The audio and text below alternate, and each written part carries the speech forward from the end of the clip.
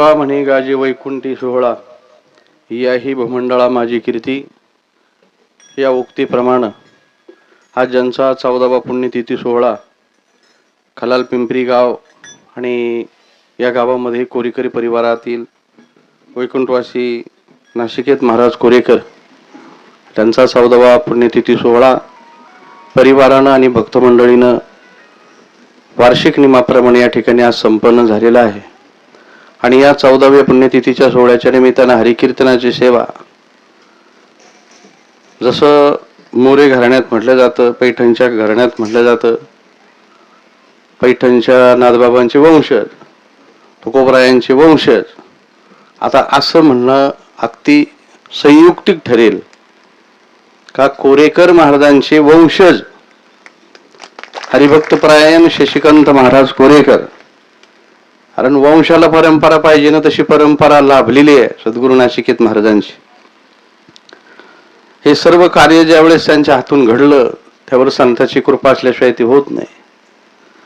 आणि अत्यंत लहानपणी श्री समर्थ सद्गुरू किशनगिरी बाबांचा सत्संग, त्यांची सेवा त्यांना घडलेली. त्यांनी त्यांना लहानपणीच आशीर्वाद दिला आणि सांगितलं होतं, भाषेबा तुमच्याकडून फार मोठी सेवा घडत राहणार आहे. काही पथ्य सांगितली होती त्यांना. एक पथ्य सांगून जातो त्यांच्याविषयीचं. ते म्हणले, तुम्हाला 2च घरी जेवायचा अधिकार आहे, एक फक्त आजोळाला आणि तुमच्या आईच्या घरी, बस, तिसऱ्या ठिकाणी नाही. आता हे पाळल्या जात नाही भक्तांच्या आग्रहामुळं आणि त्याचे परिणाम देहाला भोगावे लागतात. नाही तर महाराज आजही हे कीर्तन श्रवण करण्यासाठी आज उपस्थित असते आणि त्यांना किती आनंद झाला असता. आतापर्यंत जे आपण जे केलं तसं फळ शशिकांत महाराजांच्या रूपानं, आणि मला वाटतं ते महाराज जे बोलले ते महाराजच बोलले असा भास आपल्याला या ठिकाणी होत होता. बाबांच्या नंतर त्यांना सद्गुरू शंकर बाबा आमच्या परिसरामध्ये येत होते, शंकर पुरी महाराज. त्यानंतर ज्यांचं 125 वर्षाचं वय होतं सद्गुरू भारती महाराज, सद्गुरू भारतीजी महाराज. त्यानंतर लगेचच त्यांना त्याच कालखंडामध्ये त्यांचं जीवन पहिलं कबीरपंथी होतं. कबीरपंथी भजन करायचे. साधू संतात खूप राहिलेले आहेत, आखाड्यात राहिलेले आहेत, अक्कड राहिलेले आहेत, त्र्यंबकेश्वरची यात्रा वगैरे वगैरे सर्व जीवनामध्ये केलेलं आहे. आणि मग बाबा 75 साली या ठिकाणी दत्तक विधान झाल्यानंतर वारकरी परंपरा हे या ठिकाणी त्यांनी मग कबीरपंथी त्या ठिकाणी रामराम केला आणि वारकरी भजन सुरू केलं, कीर्तन सुरू केले. आणि त्याच कालखंडात सद्गुरू मनोहरनाथ बाबांचा त्यांना त्या ठिकाणी आशीर्वाद लाभला. अनेक साधू संत त्यांच्या जीवनामध्ये आले आणि त्यांनी या सर्व संतांचे, जसं महाराजांनी उल्लेख केला, बाबांचं चरित्र असेल, अनेक सर्व चरित्र त्यांच्याकडून घडले. आणि त्या चरित्राच्या रूपानं ते आजही त्या ठिकाणी ग्रंथ वाचल्यानंतर त्यांचं बोलणं कसं होतं, काय होतं, ते सगळं आपल्याला त्यांच्याशी संवाद करता येतो. असे असणारे वैराग्यमूर्ती सद्गुरू नाशिकेत महाराज कोरेकर, हा त्यांचा 14 पुण्यतिथी सोहळा.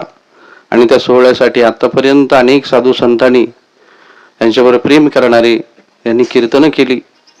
स्वामीजींचंही कीर्तन झालं. आजही आपल्या सर्वांची श्रद्धा आहे असं देवगड संस्थान पूजनीय बाबाजी आणि पूजनीय स्वामीजी या ठिकाणी स्वामीजी हजर झालेले आहेत, आलेले आहेत. त्याचप्रमाणे मधमेश्वर देवस्थानचे असणारे ऋषिकेश महाराज, ऋषीनाथ महाराज, पूजनीय गोपालगिरीजी महाराज, पूजनीय बृहस्पती महाराज, पूजनीय सेवानाथ महाराज आणि सर्व संत मंडळी आहे, महाराज मंडळी आहे, गणपत महाराज आहेत, त्याचप्रमाणे हजारी महाराज आहेत. ही सर्व महाराजांच्या, शशिकांत महाराजांची सर्व साथ करणारी तरुण मंडळी आहे, देवगड संस्थांचे विद्यार्थी आहे, नाशिकेत महाराजांवर प्रेम करणारे सर्व भक्त परिवार, माता भगिनी आहे. सर्वांच्या उपस्थितीमध्ये हा आजचा सोहळा, तसं दुःख अंतकरणामध्ये पुण्यस्मरण झालं तरी ते राहतच, परंतु आनंदानं या ठिकाणी हा पार पडलेला आहे. असो, सर्वांचे या ठिकाणी मी शशिकांत महाराजांनी सांगितलं, तुम्ही आभार माना. मी सर्वांचे आभार व्यक्त करतो, सर्वांच्या चरणी नतमस्तक होतो. आणि तुम्ही सर्वच आला स्वामीजी, सर्वांच्या चरणारविंदी या परिवाराच्या वतीनं नतमस्तक होऊन आपल्या सर्वांना या ठिकाणी राहिलेल्या पाहुणे मंडळाला विनंती राहील, आपण सर्वांनी भोजन करून जावं ही सर्वांना विनंती.